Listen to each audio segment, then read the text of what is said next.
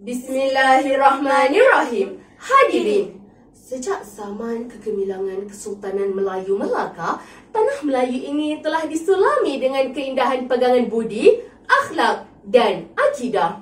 Namun begitu hadirin dan hadirat sekalian, saban hari tanah ini semakin luntur dengan nilai-nilai murni yang telah disemai, jiwanya lumpuh bak di badai dan hatinya yang musnah pakai dipanah.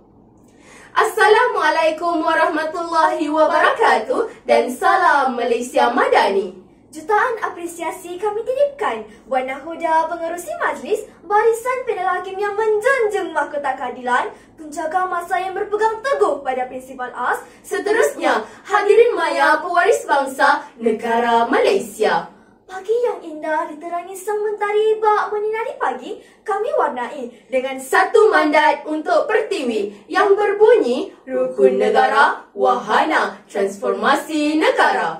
Sidang maya bervisi, izinkan kami mendefinisikan Rukun Negara, Wahana Transformasi Negara secara literal dan konseptualnya. Rukun negara ini merupakan satu ideologi bagi mencapai perpaduan yang lebih erat serta kunci bagi menawan perubahan negara ke puncak kejayaan. Tatkala dikenang kegelapan masa pahit yang meruntun jiwa bagai ditusuk kerambit, kejadian 13 Mei 1969 yang telah meragut 196 nyawa, 439 insan tercedera dan kerosakan harta benda akibat rapuhnya serta goyahnya asas perpaduan kaum. Menurut Martin Luther King Jr. yang merupakan seorang pejuang hak kebebasan telah menegaskan bahawasanya prinsip kesejahteraan ini merujuk kepada kesatuan dan kesaksamaan pelbagai kaum dalam mengekalkan keseimbangan dan kestabilan sesebuah negara. Oleh yang demikian, tanggal 31 Ogos 1970 menjadi saksi lahirnya 5 pahlawan perkasa yang membuka lembaran baru buat Malaysia. Kepercayaan kepada Tuhan, kesetiaan kepada raja dan negara, keluhuran perlembagaan, kedaulatan undang-undang, kesopanan dan kesusilaan. Ibarat adiwira yang mampu mengatasi garis pemisah antara kaum, 5 janji ini perlu dihayati serta diamalkan kerana pokok tanpa buah seumpama ilmu tanpa amal. Hadirin pemacu revolusi negara, kita bergerak ke indikator kami yang pertama, hubungan kekeluargaan, pencorak kain putih negara. Sabda Rasulullah SAW, anak-anak ini lahir dan diibaratkan kain putih. Ibu bapa lah yang mencorakkannya. Ibu bapa perlu memercikkan warna-warna kehidupan yang bagaikan nilai-nilai murni kehidupan. Jikalau warna yang terang menghiasi kain putih itu, ini sememangnya telah menepati piawaian yang telah ditetapkan oleh pahlawan yang bernama kesopanan dan kesusilaan. Cuba kita fikirkan sejenak, apakah yang bakal terjadi kepada negara jika janji-janji ini dianggap remeh semata oleh institusi kekeluargaan? Lihatlah kurangnya pengetahuan sejarah dalam kalangan remaja sehingga sanggup membuka pekung di dada, tidak tahu menahu tentang bapa kemerdekaan. Maka harapan yang sebenar-benarnya buat institusi kekeluargaan pada hari ini perlulah digapai semula dengan berpegang teguh kepada pepatah, bapa uring, anak rintik. Bagaimana acuan, begitulah kuihnya. Hal ini sudah tidak dapat dinafikan lagi kerana anak-anak ini sememangnya cerminan buat ibu dan bapa mereka.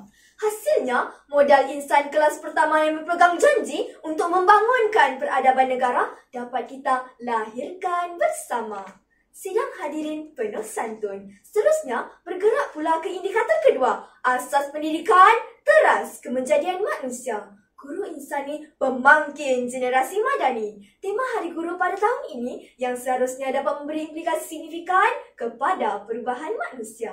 Dengan mengimplementasikan rukun negara dalam pendidikan, para pendidik ini sememangnya menjadi penggerak kepada para pemuda negara supaya dapat membentuk golongan yang berintelektual serta berpandangan jauh. Para pelajar turut memainkan peranan yang penting kerana bertepuk sebelah tangan hanya akan menjadi sia-sia. Nah, saling tidak tumpah zaman Kesultanan Melayu Melaka dengan sistem pendidikan negara yang menggunakan konsep timbal balik supaya transformasi negara bukanlah satu angan-angan macam ni. 15 Februari 2023 menjadi tarikh keramat apabila Kementerian Pendidikan Malaysia telah menjadikan pelajar di seluruh Malaysia sebagai Duta Madani Perpaduan. Inilah impak positif yang kita dapat lihat. Andai perkara 10 perlembagaan persekutuan sudah sebati dalam darah daging setiap anak watan. Menghormati keputusan yang telah dilakukan serta menghormati ketuhanan bagi setiap insan.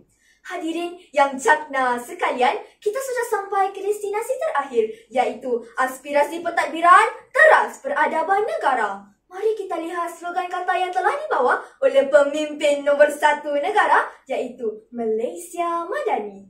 Menurut laman web rasmi kerajaan, rasionya logo Malaysia Madani berbentuk 5 jari dengan jalur merah putih melambangkan prinsip-prinsip rukun negara. Perkara ini menjadi bukti bahawa kerajaan kita pada hari ini sememangnya menerapkan rukun negara untuk membentuk masyarakat dengan menyemaikan nilai-nilai murni kekeluargaan. Sedar atau tidak, betapa banyaknya idea yang telah diperah oleh kerajaan pada hari ini supaya dapat memberikan kemudahan kepada rakyat di seluruh Malaysia.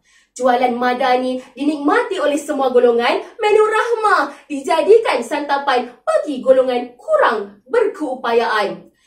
Bukan itu sahaja, Malaysia Madani ini turut menjadi salah satu inisiatif buat kerajaan supaya dapat mengekang perkara yang berpotensi menghancurkan kedaulatan negara. Sebagai contoh, pemimpin dan rakyat yang berani mencelik nama dalam dosa rasuah mampu meranapkan kesejahteraan masyarakat Malaysia. Sidang Dewan yang budiman, sejak kali pertama mata ini melihat dunia, jari jemari ini telah menggenggam erat sebuah janji sebagai satu simbolik buat negara kita. Alangkah indahnya jika genggaman ini tidak dibuka hanya kerana sesuatu perkara yang tidak termeterai dalam janji setia akan negara. Jangan kita hilangkan adab, nilai dan jiwa yang sepatutnya tumbuh mekar di tanah merdeka ini. Sekian sahaja daripada kami. Assalamualaikum warahmatullahi wabarakatuh.